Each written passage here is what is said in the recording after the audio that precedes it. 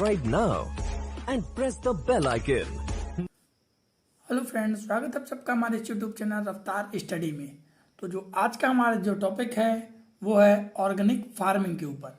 आइए समझते हैं ऑर्गेनिक फार्मिंग क्या होता है। यदि हम ऑर्गेनिक फार्मिंग की बात करें तो ऑर्गेनिक नाम जो है हमारा उसका मतलब होता है जैविक, और जो जैविक है और फार्मिंग का आपको मतलब पता है कृषि।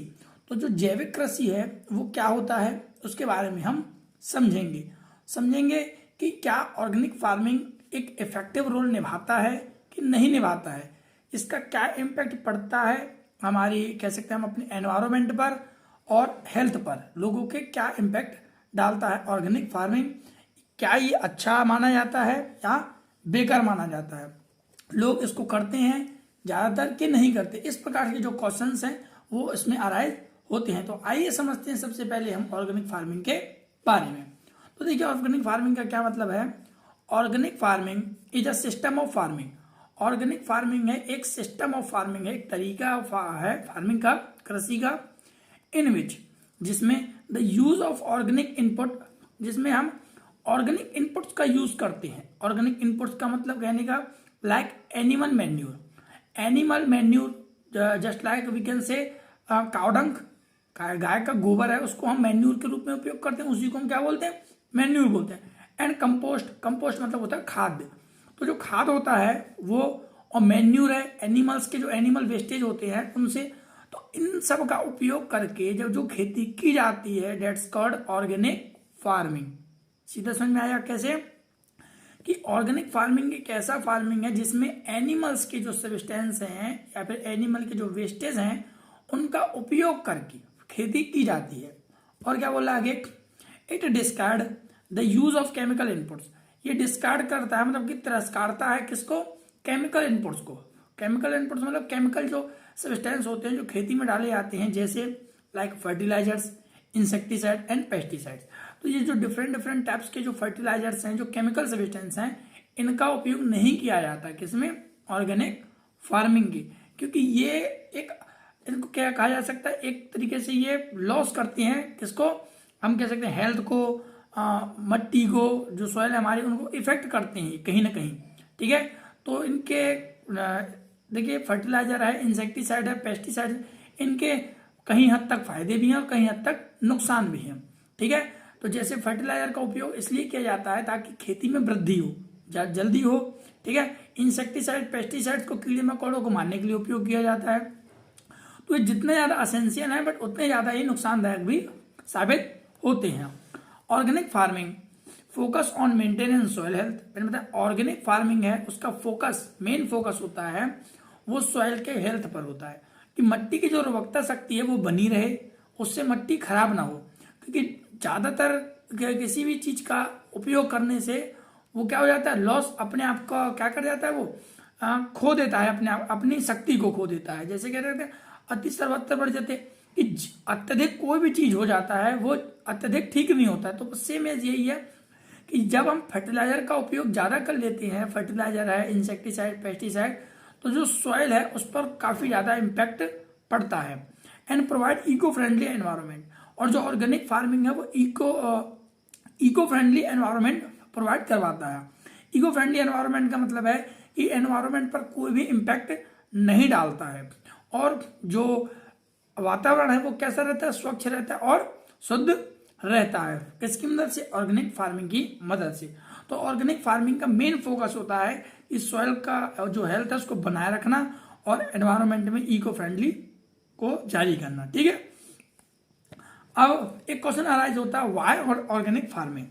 अब ऑर्गेनिक फार्मिंग ही क्यों, देखिए वैसे हमारा आंसर तो यही मिल गया हमको, यहां से हम लिख सकते हैं कि भाई देखिए क्यों ऑर्गेनिक फार्मिंग क्यों। जैसे बेसिक टर्म्स की बात करें तो ये एक तो मट्टी की उर्वरकता शक्ति को बना करके रखता है, सॉइल हेल्थ को मेंटेनेंस करके रखता है, पहला कारण तो यही हो गया। और जो सब्सटेंस है वो कैसे होते हैं, शुद्ध होते हैं, बहुत अच्छा होता है, और एक इको फ्रेंडली होता है। तो ये जो डिफरेंट टाइप्स के जो हमारे कह सकते हैं एडवांटेज हैं, इसी की वजह से हमको ऑर्गेनिक फार्मिंग चाहिए। तो आइए रीजन पता करते हैं हम कि ऑर्गेनिक फार्मिंग क्यों चाहिए हमको। तो देखिए पहला है हमारा एनवायरमेंट फ्रेंडली। मैंने बताया एनवायरमेंट फ्रेंडली है। देखिए समझते हैं organic farming is environmental friendly.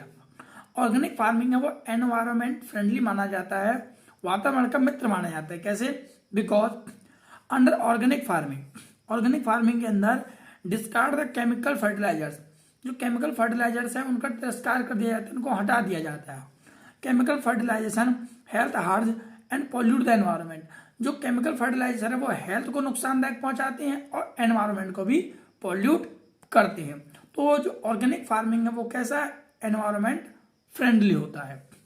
Next यदि हम बात करें सस्टेन सॉइल फर्टिलिटी, मैंने बताया सस्टेन सॉइल फर्टिलिटी का मतलब है, सस्टेन का मतलब होता है बना करके रखना, बनाए रखना। तो जो फर्टिलिटी का मतलब होता है उर्वरकता शक्ति, तो कहने का मतलब उर्वरकता शक्ति को बनाए रखता है कौन? Organic farming. कैसे? Use of animal manure and compost, जब हम एनिमल के मैन्यूर खाद को, कंपोस्ट मतलब खाद को, उसको यदि हम उपयोग करते हैं तो हेल्प सस्टेन सॉइल फर्टिलिटी। तो जो सॉइल फर्टिलिटी होती है, मिट्टी की उर्वरकता शक्ति है होती है, वो क्या करती है? सस्टेन करने में मदद करती है, मतलब कि बनाए रखने में मदद करती है, क्योंकि इससे जो मिट्टी है वो शुद्ध रहता है, खराब नहीं होता है। Chemical fertiliser reduce the crop productivity and damage the soil. Chemical fertilisation है वो पहली बार में कह सकते हैं, पहली बार दूसरी बार की जो कृषि है, खेती है, फार्मिंग है, वो अच्छी होती है, बट धीरे धीरे जो रिड्यूस हो जाता है प्रोडक्टिविटी है वो कम होने लगती है, क्योंकि जो उसकी उर्वरकता शक्ति है, जितना आउटपुट निकलना चाहिए उतना नहीं निकल पाता है, क्योंकि एंड डैमेज सॉइल, जो सॉइल है वो कैसे हो जाता है? डैमेज हो जाता है, उसमें वो उर्वरकता शक्ति नहीं होती है ताकि जिससे प्रोडक्शन है वो बढ़ाया जा सके। प्रोडक्टिविटी बढ़ानी है तो इसके लिए पॉसिबल क्या है हमारा? मैन्यूर और कंपोस्ट, क्योंकि मैन्यूर और कंपोस्ट है वो लंबे समय तक प्रोडक्टिविटी को बढ़ाने में मदद करते हैं। तो सॉइल फर्टिलिटी को बढ़ाने में कौन मदद करता है? एनिमल वेस्टेज, लाइक ह्यूमस है हमारा, ह्यूमस, ठीक। तो जो ये जो डिफरेंट टाइप्स के वो हैं सड़े गले पदार्थ हमारे, उन सबसे मैन्यूर कंपोस्ट तैयार बनके होता है।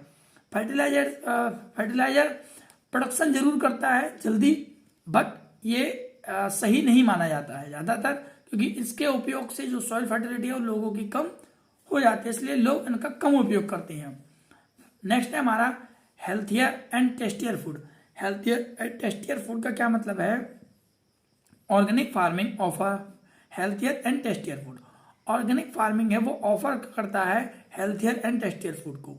क्यों करता है ऐसा? क्या रीजन है कि जिससे ऑर्गेनिक फार्मिंग से हेल्थी और टेस्टियर फूड निकलते हैं? बिकॉज इन ऑर्गेनिक फार्मिंग है मोर न्यूट्रिएंट्स। ऑर्गेनिक फार्मिंग में न्यूट्रिएंट्स होते हैं, जो पोषक तत्व हैं वो ज्यादा होता है than comparison to chemical farming के अपेक्षा में, ठीक है।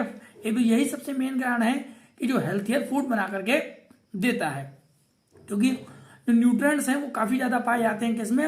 हेल्थ ऑर्गेनिक फार्मिंग में than comparison to chemical farming.